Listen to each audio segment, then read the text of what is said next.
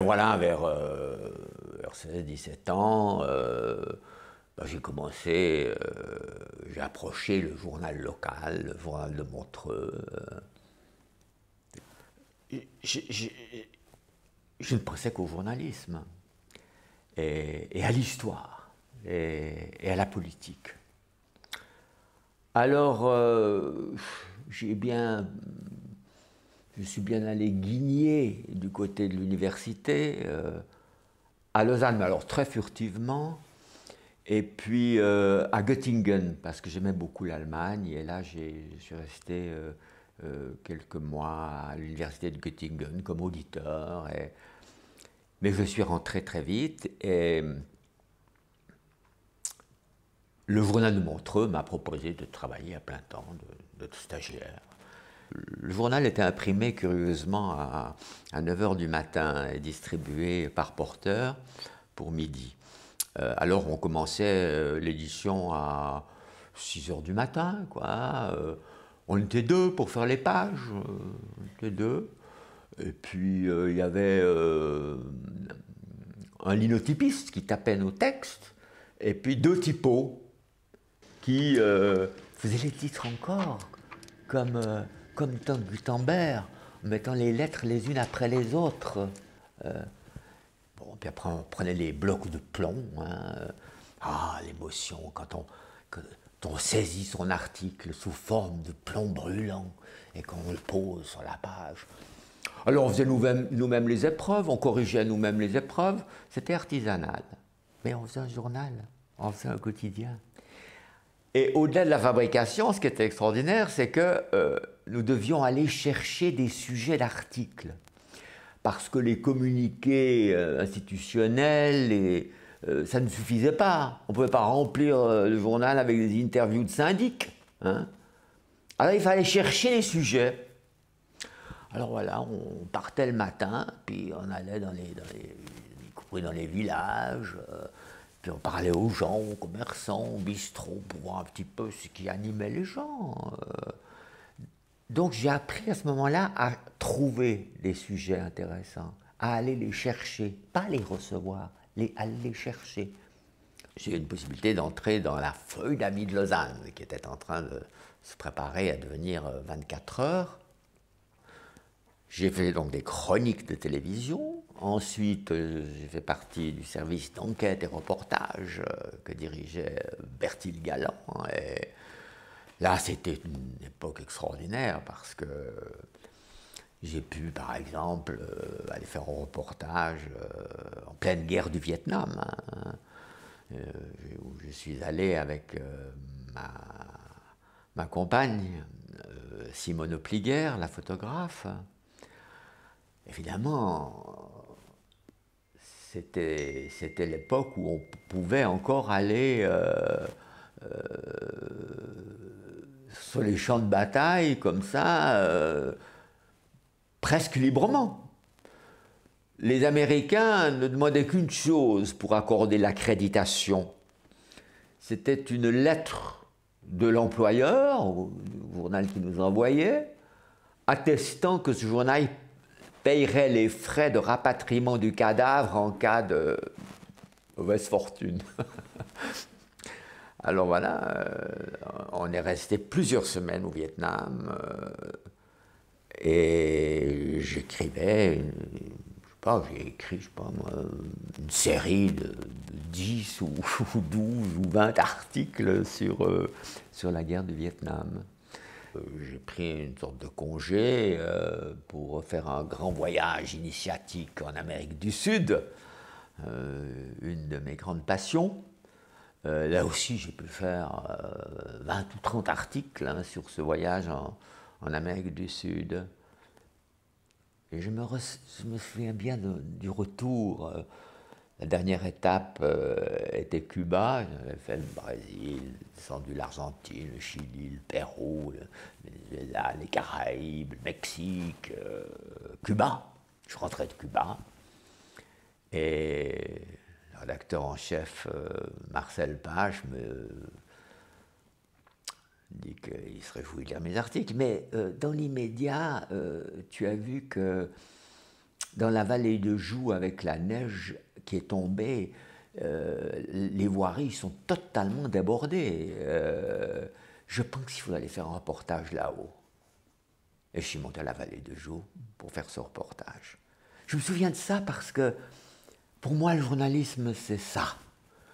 C'est certes se passionner pour les soubresauts d'Amérique latine, c'est se plonger dans l'expérience de Cuba, puis c'est aussi peut-être voir du côté du sentier si les chasse-neige suffisent à ouvrir les routes.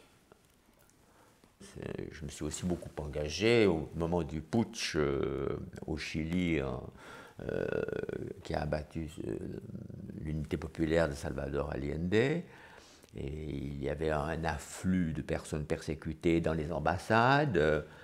L'ambassade de Suisse, dans un premier temps, restait fermée. Alors j'ai pu faire des grands titres dans 24 heures, disant que l'ambassadeur m'avait dit, lorsqu'on a appris que le putsch avait lieu, nous avons bu du champagne. Alors j'avais titré, voilà, l'ambassadeur boit du champagne mais ferme la porte aux persécutés. Ce qui avait fait un tumulte incroyable à Berne. Et l'ambassade, après coup, a ouvert ses portes. Hein. Ce qui me frappe avec le recul, c'est que dans ces années-là, dans les médias romans, il y avait très très peu d'intérêt pour la Suisse allemande. Dans mes années de télévision aussi. Bonsoir. La récente grève des typographes a produit un certain choc dans l'opinion publique. Et ce n'est pas fini. Ah, je me souviens qu'un jour, je devais proposer des sujets pour de nouveaux temps présents. Et animé par ma flamme citoyenne helvétique, je propose je ne sais quel sujet du côté de l'Argovie, je ne sais plus ce que c'était. Puis je vois le visage de mes collègues s'allonger. Tu penses vraiment Non, non, mais je ne m'accroche pas à ce sujet. J'aurais un autre sujet à proposer, c'est les mines de cuivre au Pérou. Parce que c'est extraordinaire, c'est le sang de la montagne qui était... Oui, ça c'est bien, mais va donc au Pérou. Et je suis parti au Pérou faire mon reportage, plutôt qu'en Argovie. Hein. C'était un petit peu différent aujourd'hui. Il faut bien voir qu'à l'époque, donc c'était le début des années 80, l'espace roman n'existait pas vraiment, sinon à travers la télévision et la radio. Et l'ambition de l'hebdo, c'était précisément de s'adresser à tous les romans, de parler des uns aux autres. Certains considéraient que c'était un pari fou. On me disait au début, mais tu n'imagines pas qu'un jeune voix puisse lire un jour un magazine fait à Lausanne. Ah bon, d'accord. Et alors, Meyer me dit, est-ce que tu veux devenir rédacteur en chef de ce magazine que nous allons créer? Alors tu verras... on va faire un magazine formidable en Suisse allemande, puis vous pourrez traduire les articles, puis vous aurez quelques pages pour des sujets locaux. Je dis, oui, ce schéma me plaît qu'à moitié, mais on pourra toujours s'adapter. Il faut saisir les chances quand elles se présentent. Et j'ai quitté la télévision. Alors mes aimables collègues disaient, ah, tu as accepté un poste de traducteur en chef, je te félicite. Puis on s'est lancé, et puis voilà, on était une douzaine au départ. Voilà, puis dès le premier numéro, on n'en a fait qu'à notre tête, bien sûr. Et l'hebdo était cette voix romande qu'il prétendait devenir peu à peu. Ce qui fait que, après 10 ans, je me suis dit, oui, mais ça ne suffit pas. Il faut un quotidien qui soit véritablement roman, et puis qui reflète la transformation de ce pays, qui soit tourné vers l'avenir. Cette idée ne m'a pas quitté. Voilà, je me suis dit, il faut faire ce quotidien. J'ai réussi à convaincre le groupe Edipresse, Pierre Lamunière, de se lancer dans la bataille, avec d'ailleurs un coup de pouce de Ringier, qui avait pris une participation minoritaire, pour faire le nouveau quotidien. Personnellement, je pense m'être beaucoup engagé à la marche de mon métier dans la cause européenne. Le formidable chambardement historique de ce continent après des siècles de guerre qui tente de construire une maison commune, j'ai toujours trouvé, et je continue de trouver cela tout à fait passionnant. Je me suis engagé déjà en 1991 en créant le nouveau quotidien qui avait comme sous-titre Journal suisse et européen, pas l'instant culot pour mettre ce sous-titre. Hein. Et quand on crée un nouveau quotidien, il y avait une envie énorme. Et puis, ça a extraordinairement bien marché.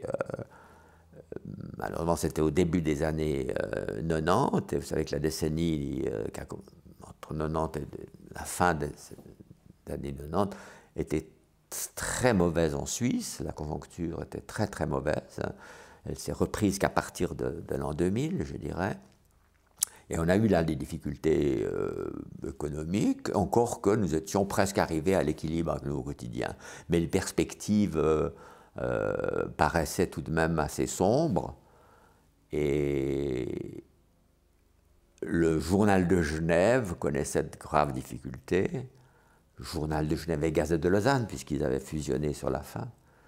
Et après de longues et difficiles négociations, nous avons décidé de faire Le Temps, le journal Le Temps. Alors là, moi, je me suis retiré, il fallait que ce soit d'autres qui l'animent, bien sûr, et je me suis occupé passablement des activités internationales de Ringier, ce qui m'a nouvelle expérience d'aller travailler avec des collègues roumains ou hongrois. Ça m'a beaucoup appris sur ces pays, sur le journalisme. C'était un moment tout à fait extraordinaire. Il ne faut aucun doute que l'espace digital occupe une place énorme dans nos vies. Profitons-en, créons des sites journalistiques sur le net, comme Bon pour la tête, et bien d'autres. Mais ne croyons pas que c'est le seul chemin. Le plaisir du papier, de lire sur papier, ne mourra pas.